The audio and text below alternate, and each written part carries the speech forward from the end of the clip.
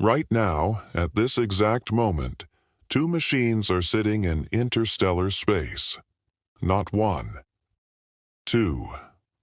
Most people know about Voyager 1, the farthest human-made object ever built, the spacecraft that crossed into interstellar space in 2012, the one with the golden record, the one that keeps making headlines every time it does anything at all.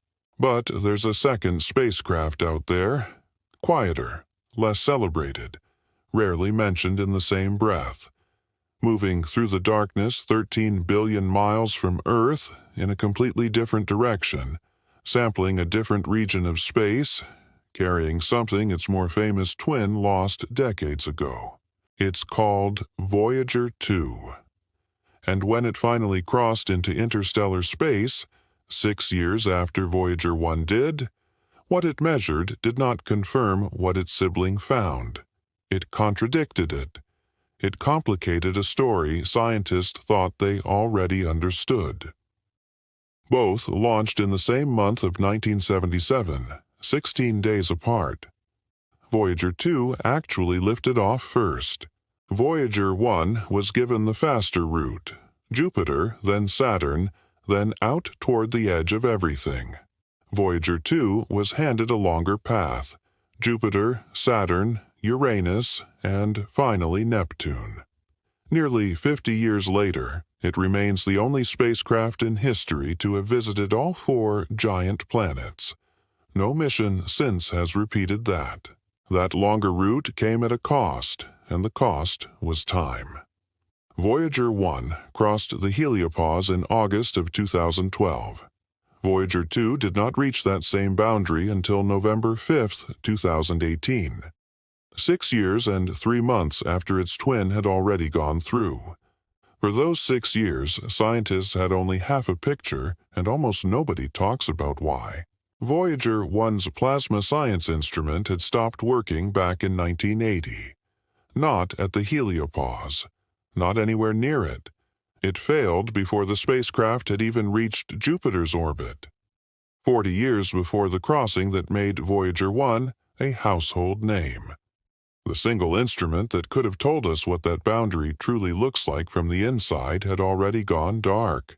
Voyager 2's plasma instrument was still alive, and when it finally crossed the heliopause in 2018, it delivered the first direct two-sided measurement of that boundary, solar wind on one side and interstellar plasma on the other, captured simultaneously as the crossing actually happened in real time.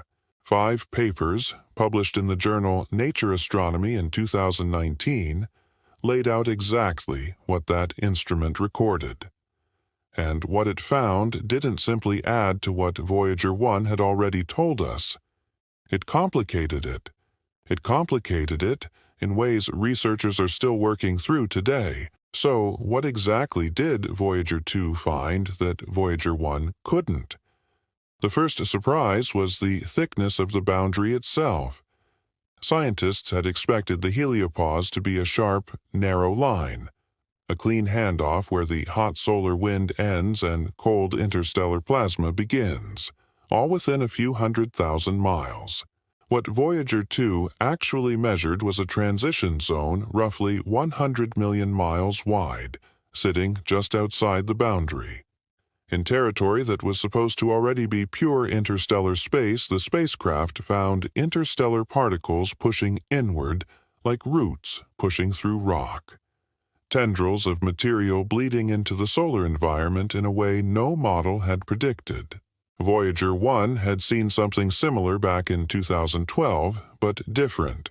A stagnant region where the outbound solar wind had nearly stopped. Same rough width, completely different plasma behavior. 2 spacecraft, 2 crossings, 6 years and a different stretch of sky apart, and 2 boundary structures that didn't match each other. Then there was the distance itself. Voyager 1 crossed at 121.6 astronomical units from the Sun. Voyager 2 crossed at 119. Almost identical, despite one crossing happening near solar maximum and the other happening near solar minimum, when it was quiet. Models predicted the heliosphere should swell and shrink with the solar cycle. It didn't. Stamatios Kremaigas, a lead investigator on the mission, put it bluntly. We don't understand why that is. The second surprise was temperature. The solar wind plasma inside the heliosphere runs hot, tens of millions of degrees. Voyager 2's instrument measured a sharp drop at the boundary, sharper than predicted, into interstellar plasma sitting at 30,000 to 50,000 degrees Kelvin. Cooler, yes, but still far hotter than daily intuition suggests, and confirmed for the first time by direct measurement rather than estimation. The old theoretical estimate had been off by roughly a factor of 2, and the interstellar plasma wasn't just cooler, it was over 40 times denser than the solar wind at the boundary. The first real stereo confirmation that space is not empty. It's full. The third finding is the one Ed Stone called the most remarkable. The heliopause leaks. Not metaphorically, literally. Voyager 1 saw interstellar particles pushing inward. Voyager 2 found the opposite, a trickle of low-energy solar particles leaking outward. Two spacecraft, two different mechanisms, the same underlying conclusion. This border is not a wall. It's something particles cross constantly in both directions, like a coastline instead of a fence. Stone described it this way in the announcement. The Voyager probes are showing us how our sun interacts with the material between stars. Notice the wording. Not how the sun ends and interstellar space begins. How it interacts. Not a clean separation. A continuous, messy, ongoing relationship between two environments that refuse to stay on their own sides of the line. Even now, both spacecraft are still sitting in a disturbed transitional region, not yet in undisturbed interstellar space. At 13 and 16 billion miles out, they're still being shaped by the solar system they left behind. Step back and look at what Voyager 2 represents in this mission, because the discovery is only half the story. When mission planners in the 1970s designed Voyager 2's longer route, taking it past all four giant planets, they already knew it would arrive later, from a different direction, giving a different view of the same boundary than Voyager 1. That part was deliberate. A two-spacecraft mission built specifically so one data point couldn't be mistaken for the whole picture. What they couldn't have planned for was that the single most critical instrument, the plasma sensor, would fail on one and keep working on the other. The division of labor was intentional. The specific way it played out was not. Which brings us to the summer of 2026, and why Voyager 2 has suddenly become the more important spacecraft in this entire mission. It is not because of what it already found, but because of what NASA is about to attempt on it. Voyager 2 currently runs 3 working science instruments: the plasma sensor, the magnetometer, and the plasma wave subsystem. Together, they're still delivering a live, real-time reading from inside the interstellar medium, moving through it at 34,000 miles per hour. But the power is running out. Each spacecraft launched with about 470 watts from 3 plutonium generators. That output decays on a fixed schedule, roughly 4 watts lost every year, with no way to stop it.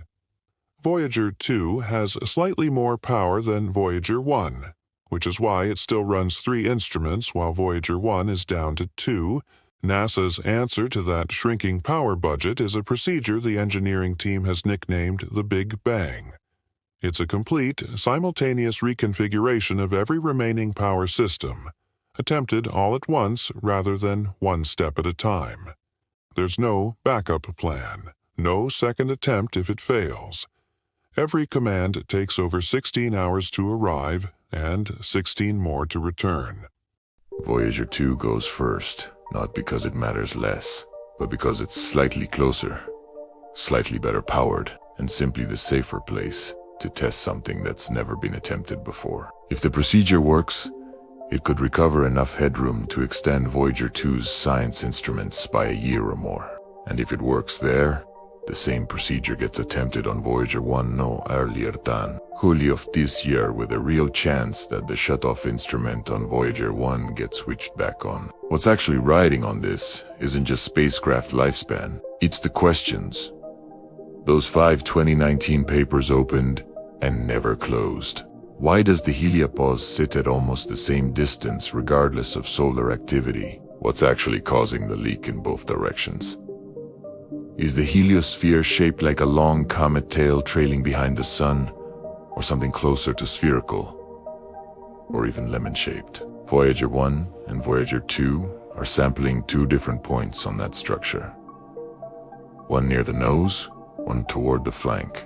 And every extra month either spacecraft survives adds another data point toward answering it. And underneath all of it sits the harder question.